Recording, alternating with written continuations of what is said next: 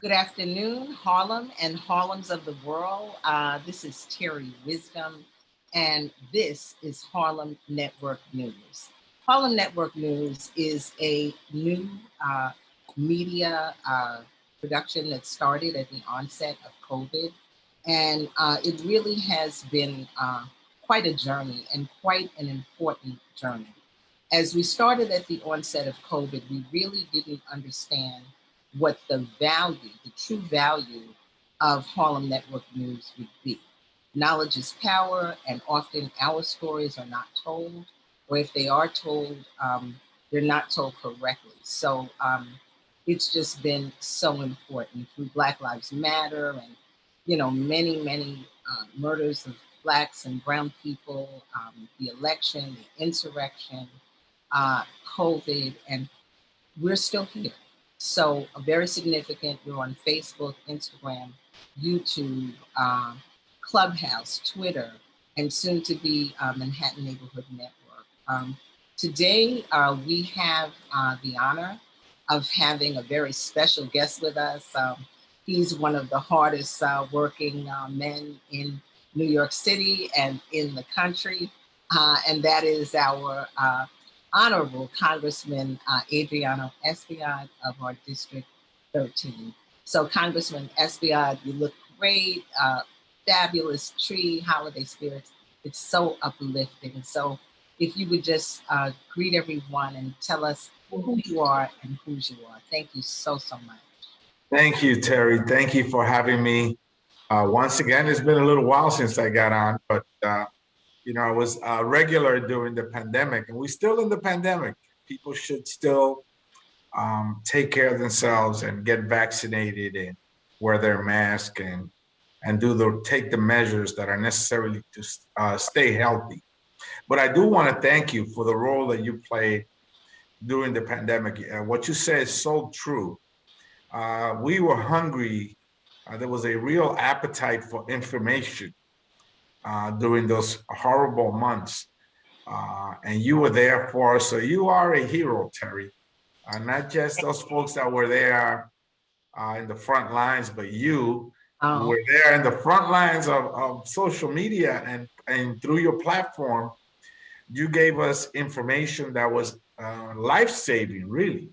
Yeah, because absolutely. The information that you shared may have saved, hundreds, if not thousands of lives. So we want to thank you for that and say that we are very grateful for the job that you conducted and how you continue to serve as a vehicle of information for the folks in the 13th districts in Harlem, East Harlem, Northern Manhattan, Hamilton Heights, Washington Heights, Inwood, the Northwest Bronx, of course, the neighborhoods there that got hit so hard with the pandemic as well, and that are still trying to get up and recuperate economically and other ways from this crisis that we experienced. So I wanted to talk to you today about a little bit about Build Back Better. As you know, the House of Representatives passed the Build Back Better piece of legislation after first doing transportation and infrastructure, just slightly over $1 trillion for that.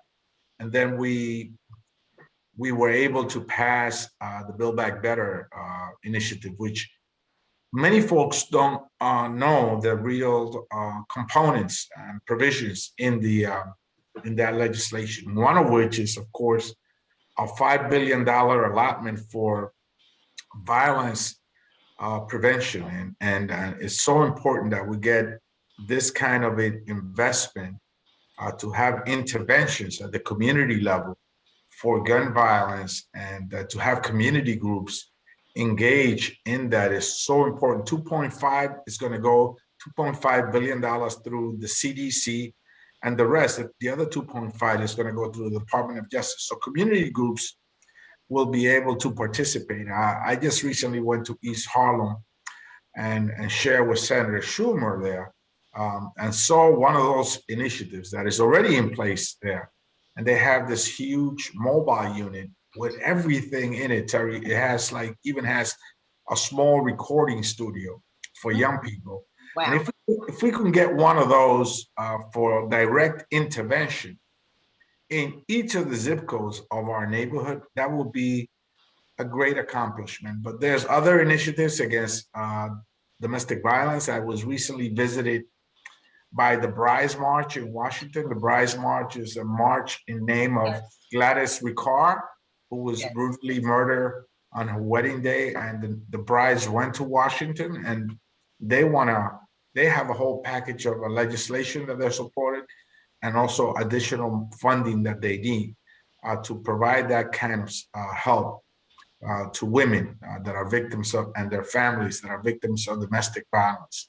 And so there's a lot to be done, and we have that provision in the bill. But in addition to that, we have extended the child tax credit. And I think I did a program with you on the child tax credit. Right, yes. Yeah. And I think it's very important that we continue, because I think everyone is so overwhelmed with COVID, survival, particularly in our communities. This is Terri Wisdom, and I'm Harlem Network News. And we know that economics is often at the base of everything, and disparities are at the base of everything. So it's really, really important that you we keep letting people know, because even though the information is out there, and that is one of the other, torches that Harlem Network News carries, we want to make sure that people are overwhelmed. We want to make sure that they are informed. We want to make sure that they are educated. And everything that is happening in our community is so critical, and it has to do with life and survival and safety and health and all of those.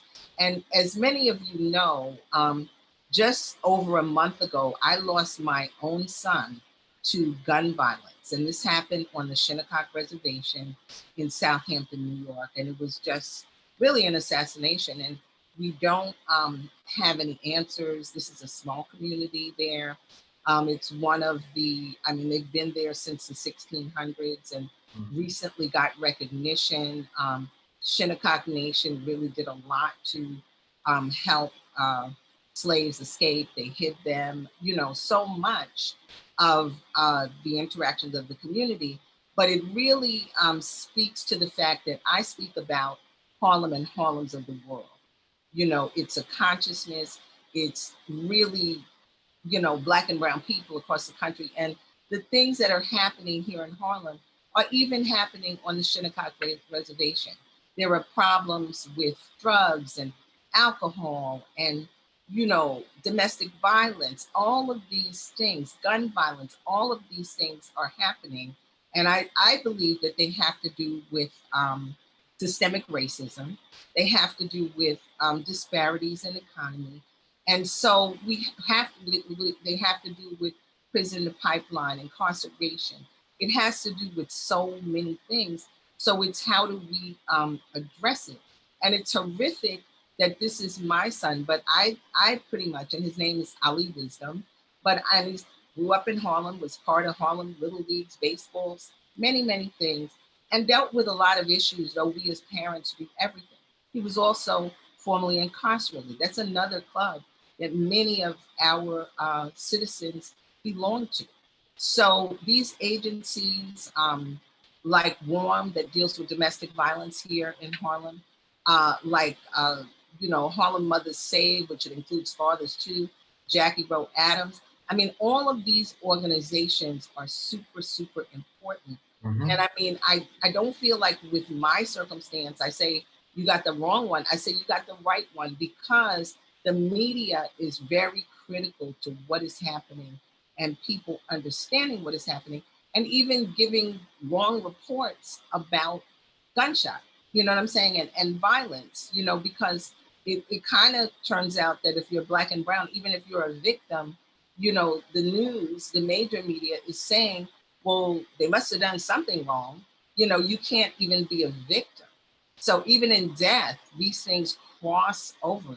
So what you're saying about, the $5 billion that's happening, it's very, very important, because as we know, right here in this district, we are being plagued with homelessness, mental illness. Now they have just recently put legal shooting galleries, and get the shot and get over the overdose. And not to say that that shouldn't be happening, but why are all these things being put right in our community with a quality of life?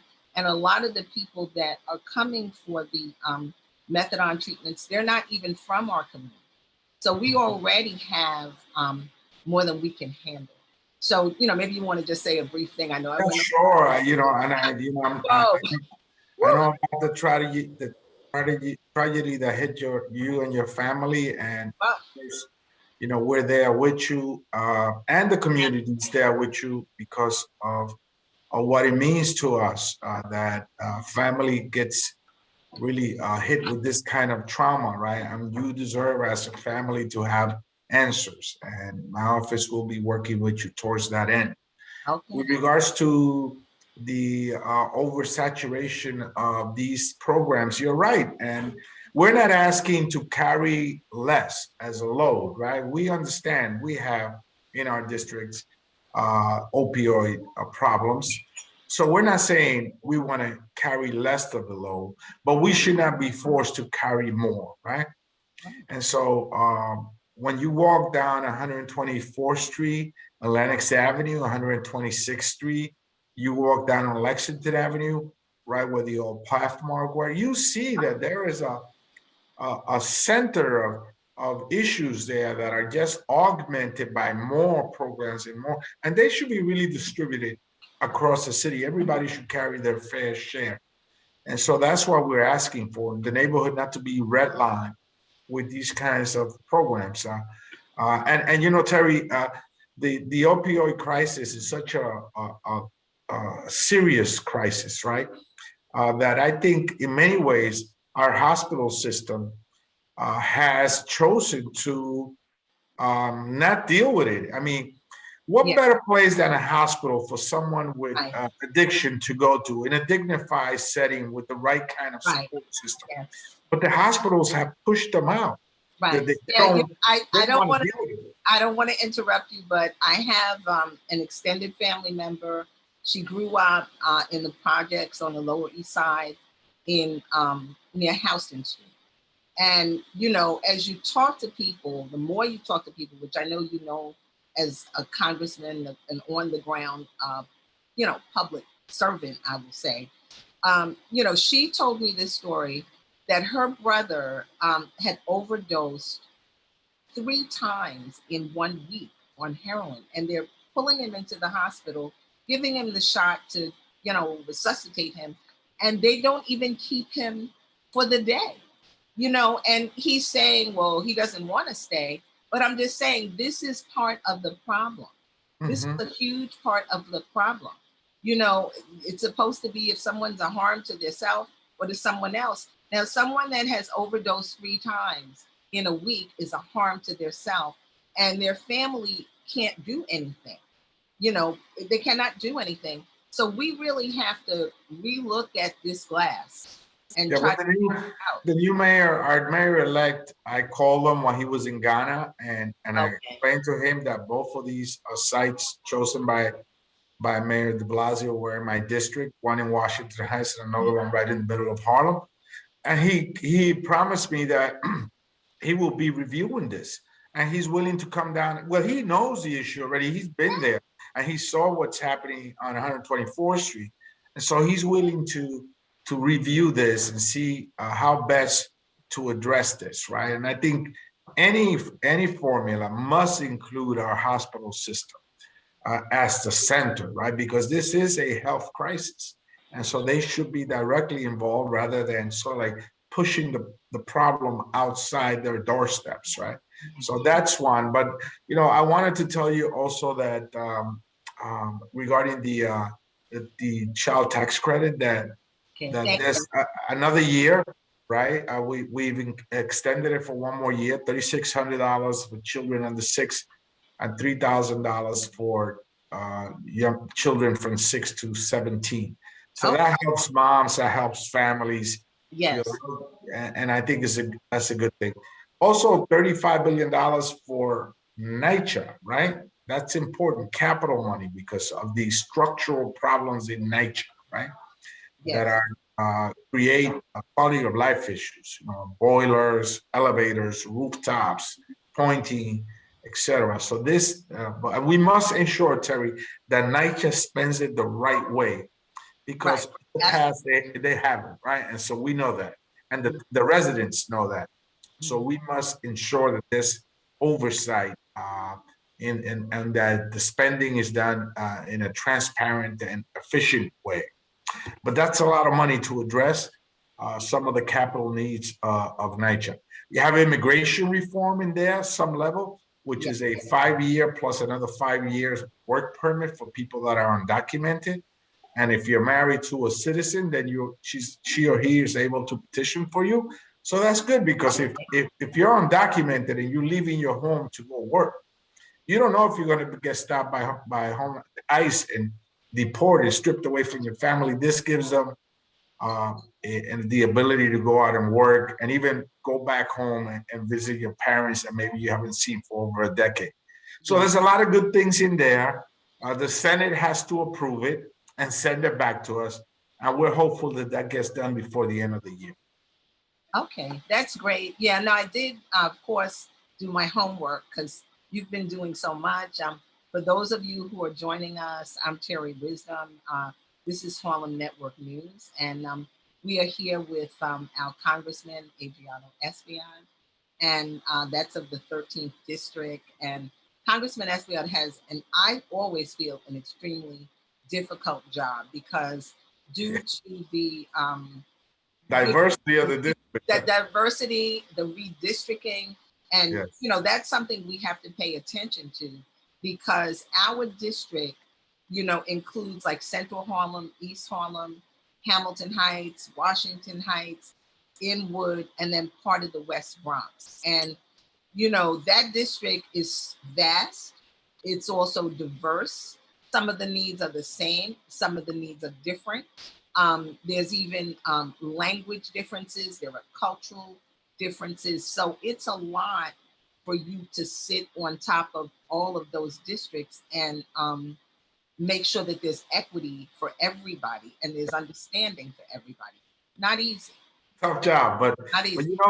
Terry, I think that the diversity of the district is the strength of the district. Probably. Yeah. So Probably. when you bring all of those things together, like languages, culture, religion, neighborhoods with their own dynamic, right? But when you bring them together, that's a strong district. Yeah. And a historic one at that, because if you take Harlem, and I know when you say hello in your program, you say to all the Harlems of the world, right? Yes, absolutely. Because there are a bunch of Harlems around the world, right? Then you have East Harlem, right, which is like where the Puerto Ricans came back in the day, and so like set their flag there and launched the Latino experience. Then you have working class neighborhoods. You have immigrants like West African immigrants in West Bronx, that brings so much. And here in Harlem. Yeah. And in Harlem as well, Yeah. that's correct. And you have Albanians up in the Northwest Bronx corner of the districts, and you have the Jewish community and the Irish community. Right. And, and so this is a lot, and you bring all of that together. Then it's a cultural hub as well with the Apollo, right? And United Palace. And you have, the great universities. You have Lehman College and City College and Columbia University and Yeshiva University. And then you have the hospitals, right? You have Montefiore Hospital. You have Harlem Hospital. You got New York Presbyterian, Mount Sinai, Northwest Bronx, Metropolitan Hospital. You have all these major institutions, cultural institutions, and the Schomburg and the Hispanic Society and Museo del Barrio. This is a strong district. We have a lot. People come from other places in the country, my colleagues, and I bring them to the district. They say, wow, this is like something else. This is an incredible district, right? Yeah. And so it has a lot of energy, it has a lot of strength, but it also has needs, right, that we must address. Yeah, no, very, very, very true. And I think, like you said, we have to, whatever it is that happens in life, and I think New Yorkers are at the helm of it. We always are the ones that can make lemonade out of lemons. So it's like whatever happens, we are on it. We adopt ourselves. We are flexible. But honestly, in another life when I was like, running guest houses here in Harlem, way ahead of Airbnb, I was very clear that Harlem was really the second place, aside from Times Square, that tourists come to. It's really second. And, like you said, with the diversity of the community, if you bring anybody here, there's so much richness and so much to do, and to experience. And also Harlem, quote, is a village, so it's not that big, at least the Harlem proper. And then, you get into the rest of our district. But, and there's also a lot of love and care. So that's all the reasons that this should be the best and greatest place. And I think it's the best district in the country. Yeah, it is. And let me tell you, my colleagues, I think they don't want to say it, but they feel somehow inside their soul, they feel the same.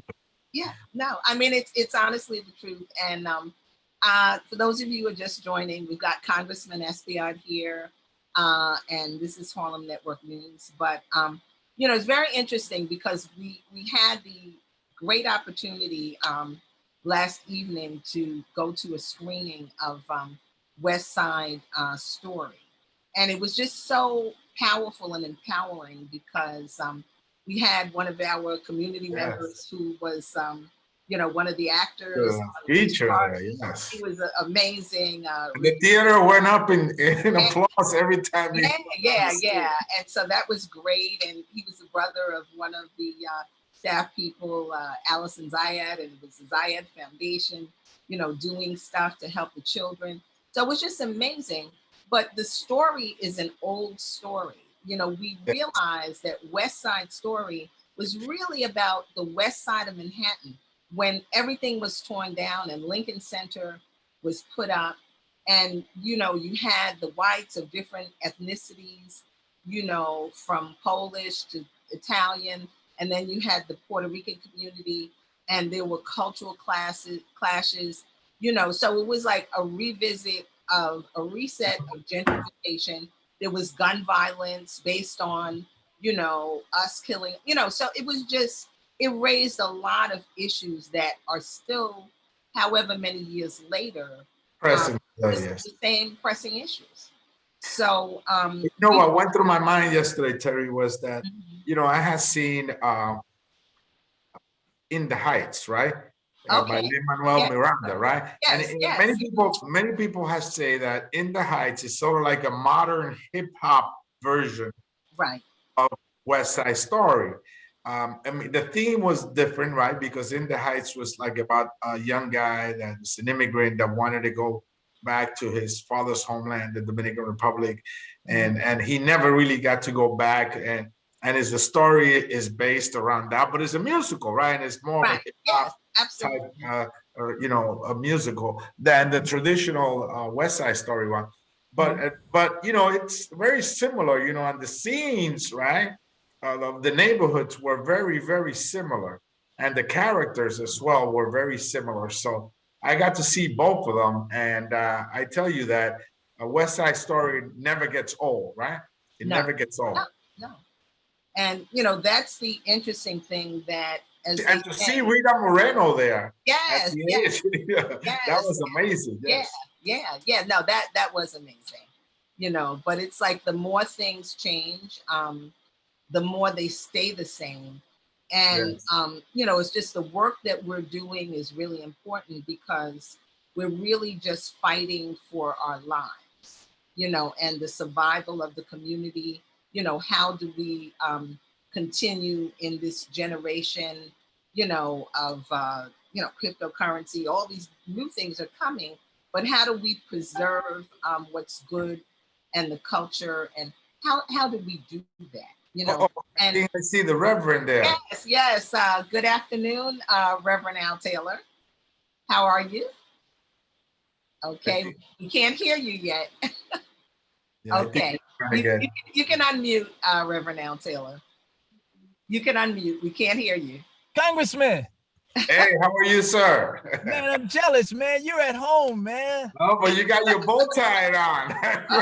I just left the event for Gail Brewer here at John Jay, and now I'm headed north to your festivities. Yes, and you're at home. I have that Christmas holiday. Are you had any eggnog there, man? Yeah, we're gonna have some goodies for you. Don't worry about that. You know that's never missing in our parties. Hey, and your wife makes a mean tea, man. I'm just saying we can stop by there before we go to the other place. I'm just saying, you know, tu casa, mi casa, right? That's correct. That's correct. That's my Spanish. Okay, it's okay. It's interesting. Thank you so much. Thank you, Terry. I gotta get going and get the party ready for Al Taylor. Okay. So see you later, Congressman. That's okay. You just passed the baton, Congressman. And you're welcome to swing by if you feel up to it. Yes. And we will talk to you once again. Thank you so much. Thank you. For, thank you. Helping, and we're gonna stop this gun violence. And like I said, right. It's not personal. So you know, we'll talk about what can happen for change, and we just have a lot of work to do. So Reverend Al I'm sure he's going to play also a pivotal role there because he's historic with, you know, his efforts go back decades actually on this violence issue. So he's going to be part of that as well. Thank you so much. And have a good one. Thank you, and happy holidays. And thank you. Feliz Navidad. In see you later. Build Back, we're going to see how Harlem Network News can fit in, so we can really make absolutely it happen. So we'll talk on that. Thank you. Bye. Okay, blessings. Take you. Thank you. Okay, so Reverend Al Taylor, Terri, my sister, how are you? I'm here. I'm standing very firm. I want to just thank you so much for really being, as many of you know, I'm Terri Wisdom, Harlem Network News. And over just a month ago, I lost my son, Ali Wisdom, also known as Columbo the Shining Star, to gun violence on the Shinnecock Reservation. And I really call it an assassination. And someone said to me, oh, that's such a big word. But, you know, when someone is shot like point blank and we don't know the reason, I call it an assassination. And I feel this is horrific, but it is also a call to action because I know that I'm not alone. You know, I have joined, you know, the Harlem Mothers Save, Jackie Rowe Adams. So many people are experiencing this. And, you know, it also speaks to when I say Harlems and Harlems of the world. Shinnecock Reservation is one of the Harlems of the world. And some of the same things that are happening here are happening in other communities. So we've got to really look at this and we've got to get on top of it.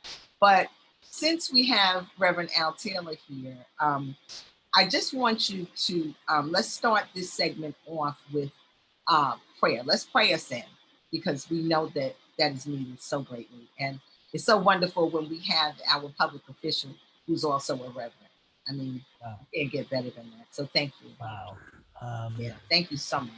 Thank you, thank you. Most gracious Father, we just give you thanks. Your word declares in all things to give thanks. And we certainly thank you for this time and this space. And we just come and we ask you, Holy Spirit, have your way in this space today, Lord, as we share ideas and concepts, Lord, that you would minister to the brokenhearted, that you would minister to those that are dejected, rejected, Father, that you would restore hope where there is a hopelessness. And we just thank you right now. And we just lift it all up and give it to you. In the matchless name we pray. Amen. Okay, thank you. And just so significant. So just speak out, Reverend Al Taylor, please, and just share what some of your thoughts are. I am always so honored to be in a place, and I don't want to, for the audience, I don't want to appear to there to be a disconnect. I am the embodiment of growing up in Harlem. I am the embodiment of taking wrong turns and doing wrong things. But by the grace of God, I am there. I did not grow up with a silver spoon nor a desire to be anybody's minister. In fact, I felt that if I showed up in church, God only knows the place would probably collapse. Oh. So I am honored to be in this space, and I don't take it lightly, because when I see my brothers and my sisters, and I see mothers that are heart poured out over the loss of a loved one, you can't take it lightly. It can't. And I mean, Sister Terri, you have joined a club no mother wants to be a part of. Absolutely. No father wants to be a part of, because that means tragedy has struck in your home. And as I'm listening and we're talking here this afternoon, I want to speak to parents. I want to speak to big brothers. Understand what's going on in your household. Death is getting closer and closer. And when I got the tragic news, Terri, I was shook. And my heart went out to you, and it still does. And one of the things that was interesting in another scenario is there is a young person that is accused of shooting another and taking that person's life. And the mother of the victim and the mother of the alleged shooter, neither of them knew or had any understanding of who their children were associated with. Listen, they didn't know who their friends were. They didn't know where they hung out at. And I'm not talking about 20-year-old. I'm talking about 17, 16, 18 that are in the house. It is imperative that you have a conversation. And sometimes in our world, we get discombobulated because every time I say something to him or her, they blow up. Let them blow up, because they're still sleeping in your house. You know, I just had a flash. When I was 16, I thought I was halfway grown. And I remember telling my mother, I'm going downstairs. I didn't ask my mother. I told her I was going downstairs because all my friends were there and I wanted to sit on the stoop. Give me a break. It's summertime. I'm 16. It's 8:45. And so I did. I went downstairs and I sat down on that stoop with all these guys I thought were my friends. Fast forward, I got arrested. The first time I'd ever been arrested. And there had been a shootout. And I wanted to make myself bigger than what I was. I ended up with a gun that wasn't mine. And then I ended up with a knife that wasn't mine. And I was arrested for a concealed weapon, which was a machete. I want to talk about Judge Bruce Wright. He was referred to as Terry Bruce, the father of our heritage guy, a former assembly member, Keith Wright, Keith L. Wright. Yes. So I had a part-time job. I had parents that cared for me, but I wanted to do what I wanted to do. And I'm bringing this out because we have to look at the backstory of all the things that are happening in our community. When we say there's gun violence, then we also have to look at homelessness. We also have to look at the opportunity to get quality education. We have to look at whether or not there's home and a place where people are living and they're not living in shelters, because we're very prideful, which we ought not to be. But when you're young, you're prideful and stupid. And you don't want people to know where you hurt. So you try to mask those things. I went from a college-bound program to a dropout getting arrested. Okay. And I joined the military.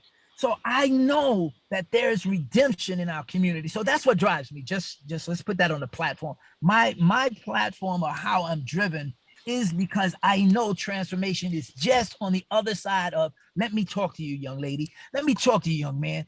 Let me stand with you in your time of confusion and let me help you out. And don't be pushed back by their exterior when they look like, oh, they look all tough. They ain't tough. They're all puffed up because you don't laugh. You don't smile because in your world and the people you communicate with, it's a sign of weakness. Let me tell you, when the guy told me I joined the military, Terry, I got to tell you this. And I'm sitting in the room. Thank you. You're speaking truth to power, Reverend. Yeah, and I went downtown, and and this is after smoking weed all night long, smoking dust every chance I got. My life was spiraling out of control, and I knew that it would be a moment sooner than later that I would be arrested or I would be killed.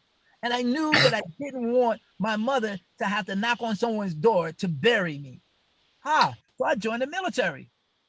That was my future. I just didn't want to die on the block, but I wasn't afraid of dying. And I think what's happening is our young people don't know that there's so much to live for. And we have to tell them that over and over again. I don't care how many times they got arrested. Judge Bruce Wright gave me an opportunity. He didn't throw the book at me. He loved on me in spite of, because he saw more in me than I saw myself. Wow. And that's what we have to look at. When we see our Black brothers and sisters, our Black kids, they can be your nieces, your nephews, your neighbor.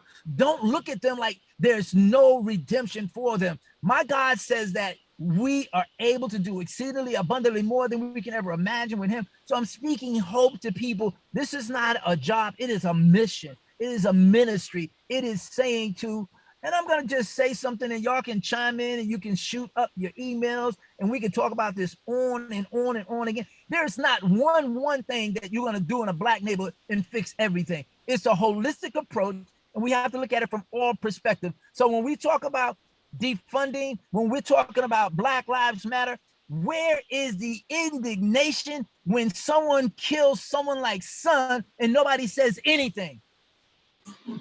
That's the problem. Yeah, when Miss Johnson loses her child and everybody on the block know who did it and no one says nothing, that's a problem. But if we have the inkling that an officer or a person in authority did something abusive to someone in their city, we will burn it down, but we will not lift a hand to comfort Miss Johnson because she lost a son and she's entitled to justice as well. We cannot be hypocritical. We must be about taking our communities back. Love it, like it. It really doesn't matter to me. I'm just calling it as I see it. Yeah, thank you. Thank you, Reverend Al Taylor. And you could not have said it better than I. I mean, you said it better than I. You said what was in my heart. You said what was in my mind. To those of you who are just joining, I am Terri Wisdom, and I'm here with our assembly member, our honorable assembly member, Reverend Al Taylor. And we are speaking about the gun violence that is happening, or just the violence, be it a gun, a knife, whatever it is. We're speaking about the killing that is happening in our community. And my son, 43 years old, Ali Wisdom, is a victim of gun violence. This happened, just over a month ago. And it's still extremely surreal for me. But what Reverend Al Taylor is saying is that as your children are young and they're under 18, and trust me, I fought a war from the time my son was 8, because what happens is in a Black community and in a society that really permeates systemic racism, someone said, when a young Black male or brown male becomes 8 years old, they're a man to the rest of the world, and they're getting treated in that way in school. People are afraid of them. People disrespect them. People think they're going to do something bad. It's all of that. And it starts back then. And, someone had even written in, what about prison to pipeline? When in 3rd grade, if you don't pass that test, they start building prisons. This is a sociology factoid. So there's a lot to deal with. But what you said in terms of, and this may be some of the, Build Back Better, $5 billion or whatever it is that's coming through to really support parents, because the other situation that we have in our community, unfortunately, there has been a destruction of our families. So there Mhm. end up to be a lot of mothers who are raising children, and they're raising, girl children and boy children, but it becomes more difficult with the boy children when the fathers are not in place, That is just because the streets are calling them. And like you said, people are having to be tough just to function in the world that they live in. Some of the kids are carrying guns to school really because they're afraid. Mhm. So there's a lot of that going on. But parents and mothers and fathers need to come together. I don't care what's going on with the family, but if it's not mother, father, or brother, or somebody needs to come together, because even as we speak, two stand stronger than one. Yes. Okay, two stand stronger than one, and a lot of the extended family may have, you know, dissipated as well. But we cannot be afraid of our children. We cannot be afraid to speak, to ask these hard questions, because if you don't ask them, like you said, you'd be knocking on neighbors and friends' doors trying to get money together for the funeral. That's really what it is. So, not to Yes. interrupt you, Reverend, now, but No, just no, you're stick you're on you're that you're frequency. you're nailing it. And we must. Doing nothing is not an option. Doing nothing is not an option. I was on Rikers a little more than a month or so ago. Those black boys, young black boys, young Latino boys, but it looked to me, and I didn't take a poll, but they looked like they were more black boys in their young boys than there were Latin. And for me, that's a problem. None of our kids should be in there like cattle. And at the other, the backside of that is 90% of them have not been convicted of anything. They're there because they couldn't make bail. And now you have a culture that says, legislatively, you guys messed up by holding them. If you and those that are speaking to that narrative, if it's their child, they don't want their child in that pen. No. They don't want them there. And they will call all their friends and relations and say, hey, I got a situation. Billy or Bobby is in this scenario and I need your help. So for us, they play for keeps. For other folks, it's community. We're going to call you. We're not going to run them through the system, and we're going to send them home. And they don't end up with a mark. And I know, but by the grace of God, I know I messed up so many times, but he allowed me to be here. And what he allowed me to come through, I cannot sit idly by and say nothing when others may be facing that same dilemma. So as parents, as organizers, as people that are part of this community, and this is great to jump on and have some stuff, but my sister Terri is bringing truth to power. She's bringing knowledge to your front door. Anything that you need, you can access it through her or any one of the people that she's bringing on to the network right here. That's like me. You can reach my Thank office, you. and it's Yes. resources that we can share. Whether I don't know where my child is, or whether he needs someone to talk to, and more times than not, the church becomes a surrogate parent because the parent doesn't know what to do with them, or the parent may say, you know what, men don't cry, and da da da. So we have to unpack a lot of this foolishness that they've given us, and in love till it hurts. Women, I just applaud the heck out of you, because my mother became a single parent when my dad broke out. And I had a chip on my shoulder because she didn't understand what I was going through. And just everyday things of growing up as a teenager, you can't talk to your mother about.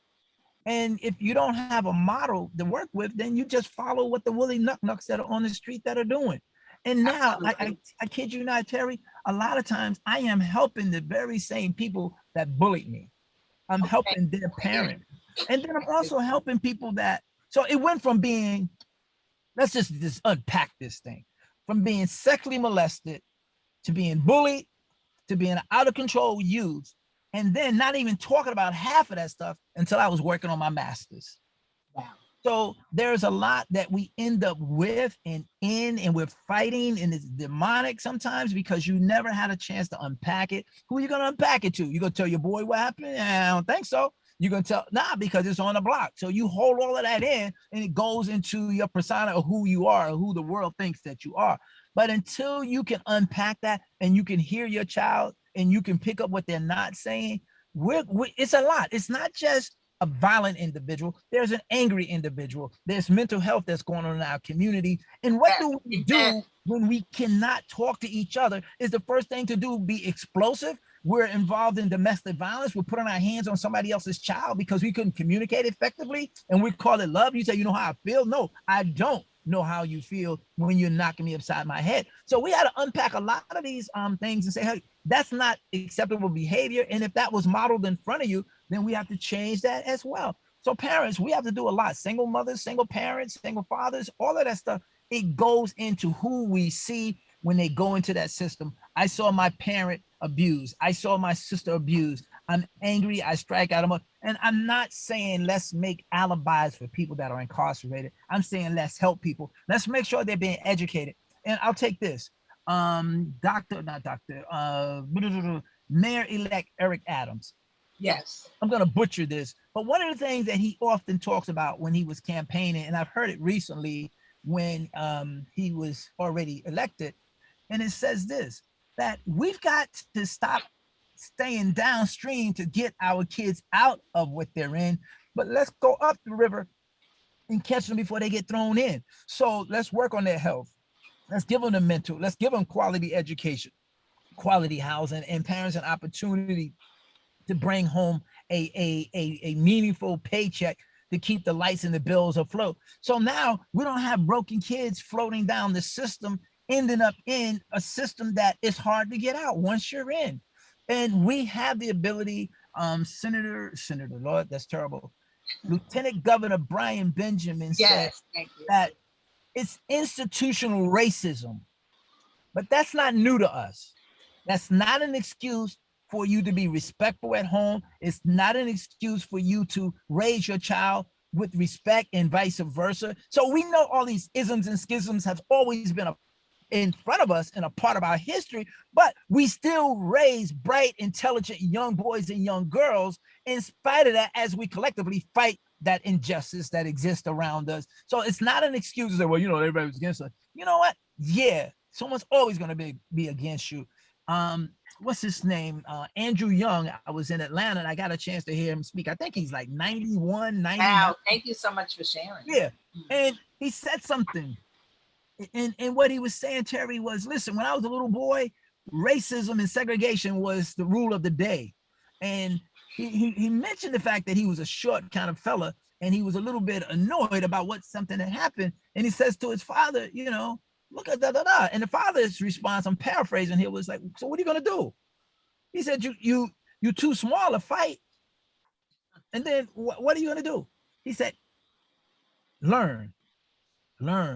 Get learning, get more and more education. And he said, there's a different way to fight them. So when they act up, you ain't got to act up like them, but no, be educated, be smart, and you win by being educated. I'm just going on and no, what you're saying is so important, and the universe often brings us what we need. I'm Terri Wisdom, and this is Harlem Network News, and I'm here with our honorable assembly member, Reverend Al Taylor, and we are talking about gun violence and violence. And you know, we have, as I think you raised it, Reverend Al Taylor, and so did Congressman Espaillat previously, that we have like violence happening from the police in our community, and then we have violence happening us against us. So it just becomes like a circle of violence. And you know what you're saying in terms of getting ahead of it, what can you do? And we're looking at the home, we're looking at the parents, we're looking at the help. I mean, there's an organization here in Harlem coming out of Abyssinian Baptist Church, but anybody can belong. And it's called Blue Nile. It's a rites of passage. Yes, Blue Nile stood strong at my son's wake. And I do know for a fact, I mean, it's now because the COVID has been a little bit difficult, but I know for a fact that Elder Cliff Simmons, who really started Blue Nile, has in many instances, you know, the males have gone up to somebody's school and talk to whoever it was about whatever the young man was doing. They have gone to mother's house at 2 o'clock in the morning and showed up. You know what I'm saying? As a team, because when you work as a group, here was the single mother. She couldn't, the 16-year-old wasn't really listening to her. Okay. So, 5 elders from Blue Now came at 2 o'clock in the morning and said, what are you doing? You know what I'm saying? So that's the kind of stuff, in the old times, like your neighbor might stop you and say, what are you doing? You know what I'm saying? But this is the kind of thing we have to get back to. And it's the only way we're going to survive it. And I do want to say that I am grateful, and just in listening, a lot of our clergy and a lot of our public officials, there by the grace of God go I, have been formerly incarcerated. And that is something because they understand. When I heard our mayor-elect Eric Adams say something about when he was going to school, he had a black garbage bag with his clothes in it. Because he did not know where he might be going after school, from a shelter to here to there. That says this is someone who knows what happened and has also been formerly incarcerated. So we do need leadership that understands, and like you said, judges like a Bruce Wright who dealt with it. But a main issue, which I think if you could speak to this, because you've been to Rikers, you see what's happening out here with the mental health issues. Half the people that are at Rikers or any institution, the Black and brown people, there's a lot of mental health issues going on. And there's a lot of drug issues going on where drugs have helped to create some mental health issues. So how do we address all of that? And then when they come out, they're either maxing out, not getting any probation, not getting any parole, not getting any oversight, and they could just end up on the street. So how do we fix that? I'm going to say something that totally is unexpected. Well, maybe not coming out of my mouth. Voting. It's imperative that we vote and understand who we elect, because there are those that we're in a democratic city. Predominantly everybody, if there are 5 or 10 million Democrats, there are probably 4 million Republicans. But in this past election, you had, I think city council went from 2 Republicans to 6 Republicans. And that's fine. But what's important is that we can't lose by default. You have to get up and get in the process, get registered to be a part of it. Like anything else, it's not going to change overnight. But Terri, you touched on some things that I just want to go back over. You spoke about the person that made the team that make the 2 o'clock in the morning visits. We continue to do that. Myself as an elected official, one of my staffers, a community person, and anybody else that we can get buy-in. We were fortunate enough to break up some stuff that was happening up in Harlem. Young people were doing some not favorable things, and it flagged us through the cops. And when I brought it to my person's attention, he said, I know exactly who it is. And so I said, nah, let me get the information. He said, Al, I'm gonna tell you who it's gonna be. And he was 100% correct. We reached out to the mother and we said, can we talk to you? She said, yes. We sat down over dinner and said, this is what's going on. We don't know what you know, but this is what's going on, and how can we help? We don't know what you need, but we're willing to be a part of this. But if we don't do this, this is going to happen.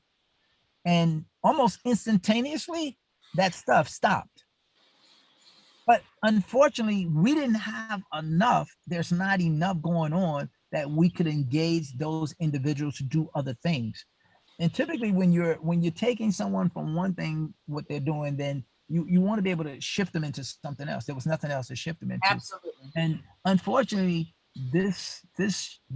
one of the individuals died as a result of a single gunshot wound to the chest while examining a gun.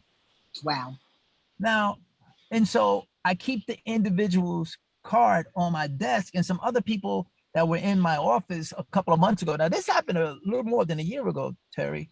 And some Wow. people were in my office over the summer, and they saw the guy's picture, and they was like, man, that was such a tragedy. Now, the guys that looked at it and said it was such a tragedy, they were on their way to Morehouse, and he was one of their friends.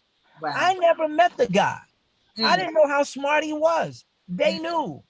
So it's those little things that we must continue to do. And when we see something that ain't right, you know, don't be afraid of being cursed out and all of that stuff. At some point, you got to say, you know, I'd rather that parent be mad at me or that father's going to be mad at me, but let me pull you over and say, hey, there's something here, and how can we help?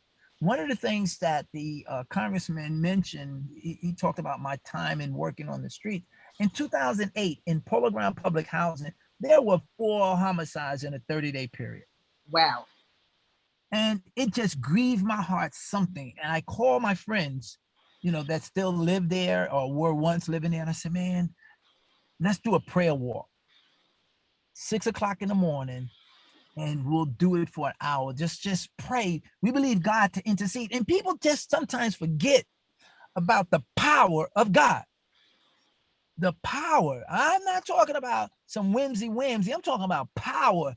The dunamis is power and authority that he can bring into a situation if we trust and believe and act on what we believe.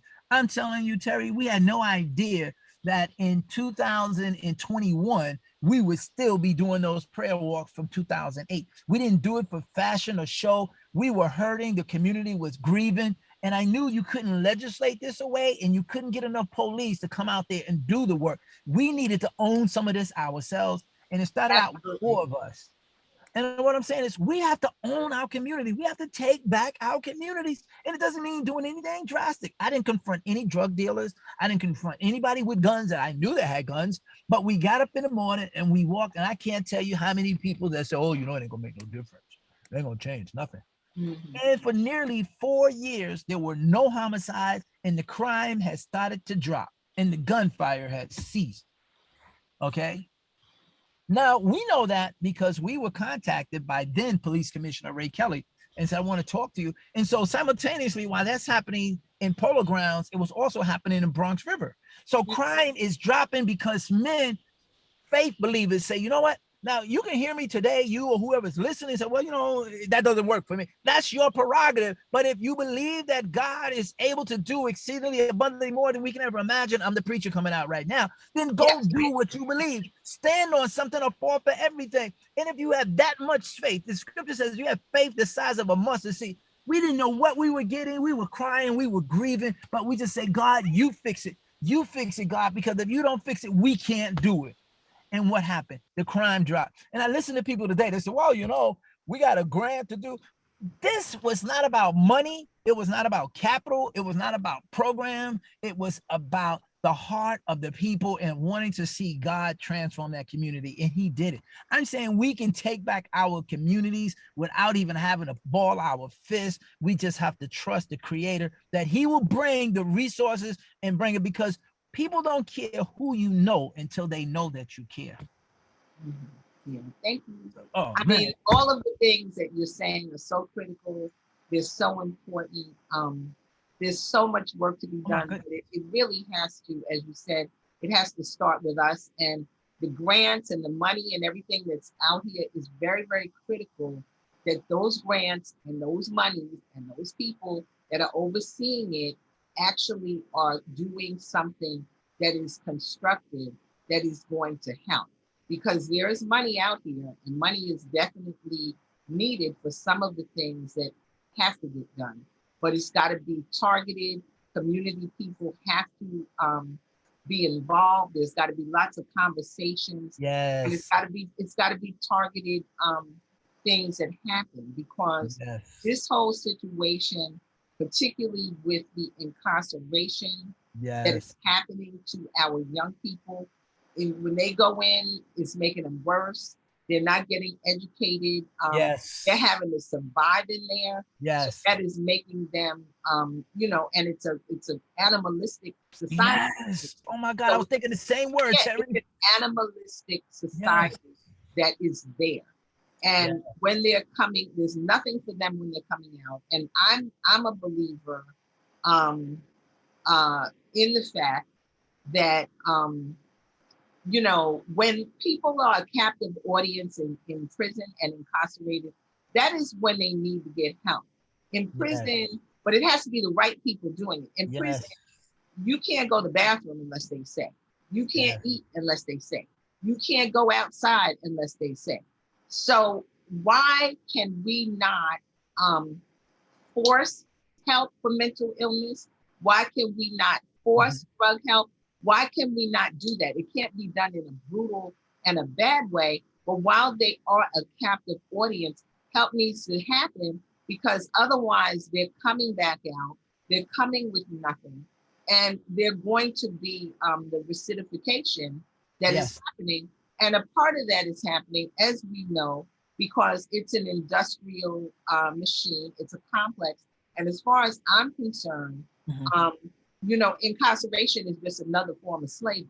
Slavery ended in one kind of way, and people need to understand when slavery did end, um, that is actually when a lot of prison stuff started to happen because they needed people to build railroads. Mhm. You know, so we need to look at what this industrial prison complex is, and if it's going to be, and our kids are in there, then they need to be accountable because we You pay taxes. You're 100% right. And all to your listening audience, we're listening to Terri Wisdom, Harlem Network News, folks. News is only relevant if you use it. There's information that's coming out, and you may say, "Well, that's going on in my neighborhood. I don't like that," or "That's not going on in my neighborhood." Then create something that doesn't exist. You know, you don't need a mandate. No. The mandate is our kids are dying in the streets. Why don't we just jump up and do what we got to do? Terri, how I long? know I'm sorry. I'm getting text. We're in Yeah, this world. I know you have another event to go to. I owe you big time. I will Yeah, come that's back okay. again and It's again. okay. It's And, okay. and my Um, heart is with you, my sister, I know. I know. 24/7. Yeah, I know it is. And I'm just going to quickly, I'm going to say one thing and I'm going to ask for this. And I know, you know, in legislature, as an assembly person, you are connected to the state. Yeah. And I want to say that this situation with my son in the Shinnecock Reservation, the only officers that can go on the Shinnecock Reservation are state troopers. And so that's connected to the state. So at Yes. this point, I'm needing to really escalate this and see who's overseeing state troopers. No problem whatsoever, Thank you. Terri. Yeah. It is So that, done. You and I should talk again tomorrow. okay. Because I will put your request to me to the governor Thank you. It needs to directly. happen. And I'm saying this is personal for me, but it's also for the community because Absolutely. if it happened to me, it can happen to anybody else. And on Shinnecock and Harlem and everywhere, we're in a community where snitches get stitches. So people don't want to say anything or they're afraid to say something. Yeah. So we really have to look at that.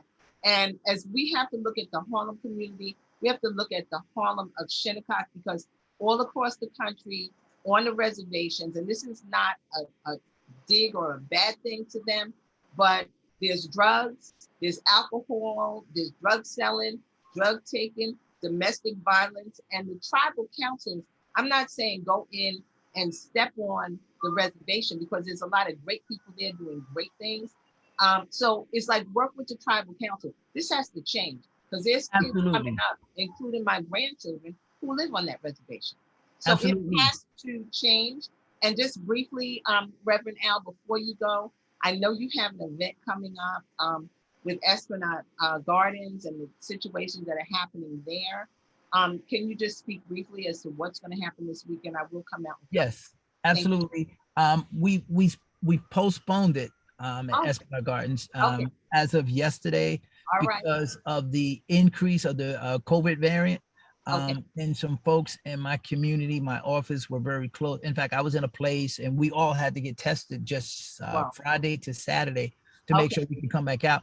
And we don't want to injure anyone. So the takeaway is what we hope to do and we were planning to do was update the residents on what has happened and to hear from them about what has happened. We received over 100 inquiries about things in units. We submitted that to the board and to the capital improvement folks. Some of it has been addressed. We don't know where. A lot of it had not been addressed. And for anyone listening, we didn't go looking for this. It's not an expose. We were contacted. My office was contacted because services were not being rendered or sparsely rendered and no answers were coming.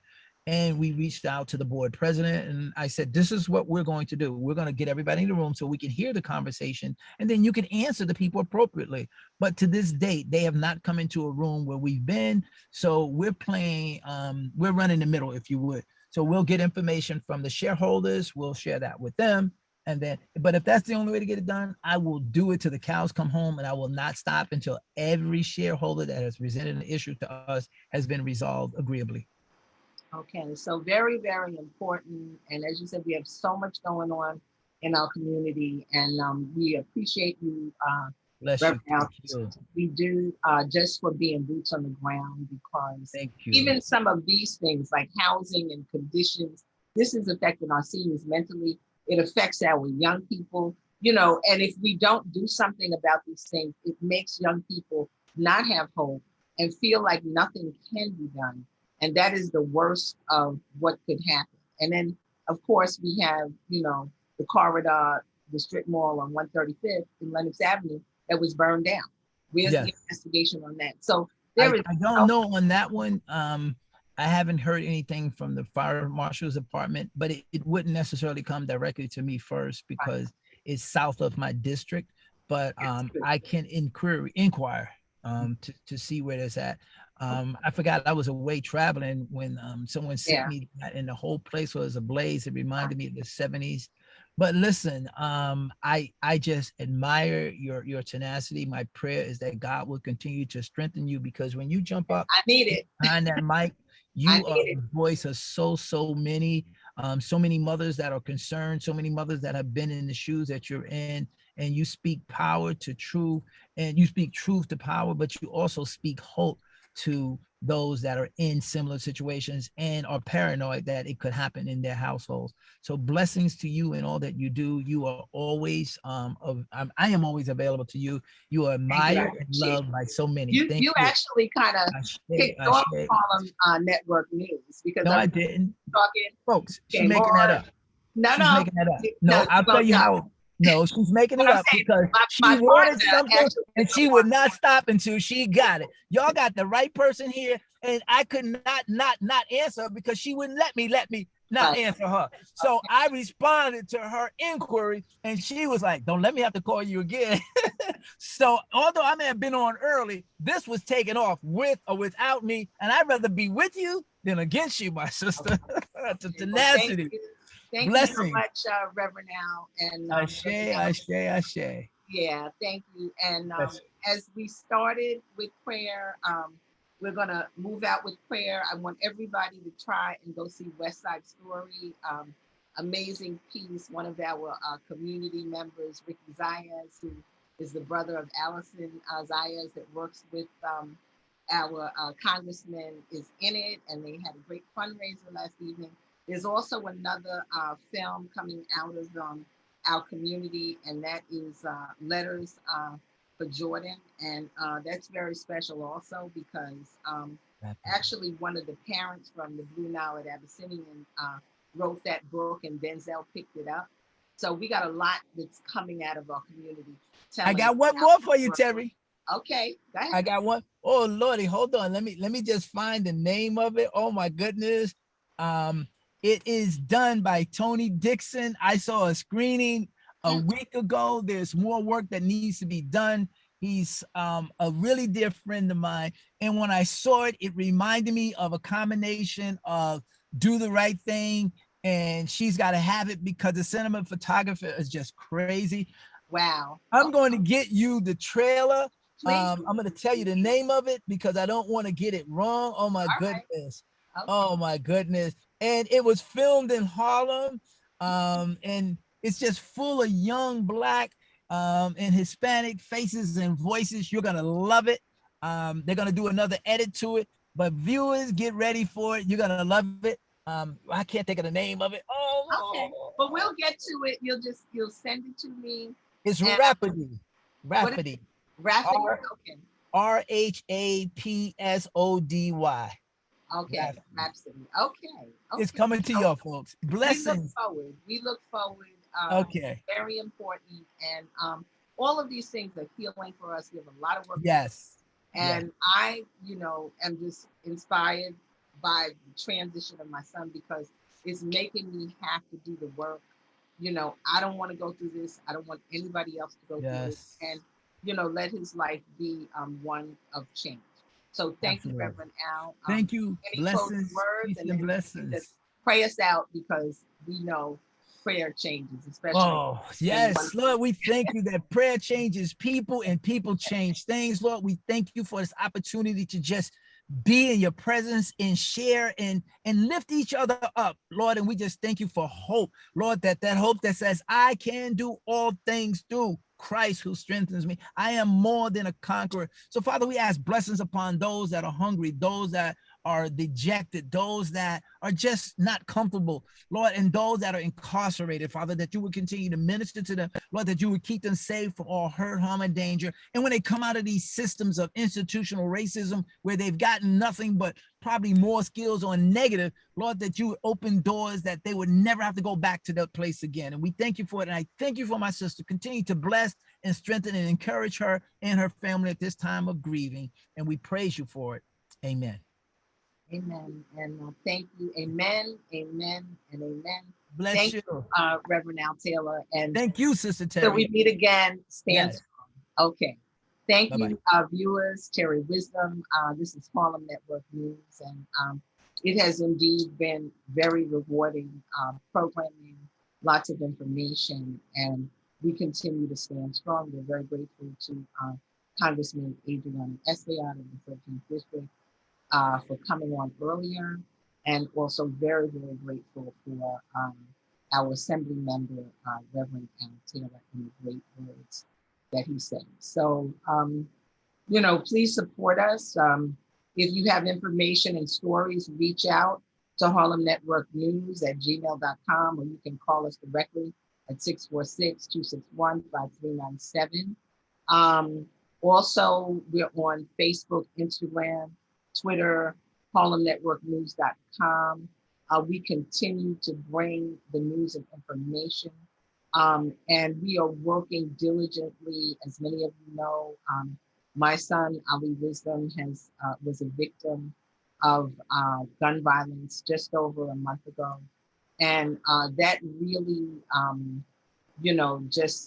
was already working, but it made me know that I've got to continue to do the work. This is how my son lives, and it's for change. And it's not for me personally, because so many people have been impacted. So we've got to stand. We've got to take back our neighborhoods. We've got to take back our children. We've got to take back our families, and I'm committed to doing that. So thank you very much. If you're able to contribute an article, or if you're able to make a donation, it's going to matter and it's going to help. And whatever is going on that is new here in terms of Build Back or whatever funds or grants, Harlem Network News needs that, because the Black press, the brown press has been decimated, and that impacts what happens in our community. Okay, the press is critical. Is the media the message, or the message the media? Marshall McLuhan, the book that came out so many years ago, and is so very true. So I thank you, and have a blessed and happy holidays as we come into this Christmas and Kwanzaa season. Let's really make that matter. Let's really use those tools for what this holiday time comes, as we also come out of Hanukkah. I'm Terri Wisdom, and this is Harlem Network News, and we thank you. Have a blessed and prosperous day. And stand firm and stand strong.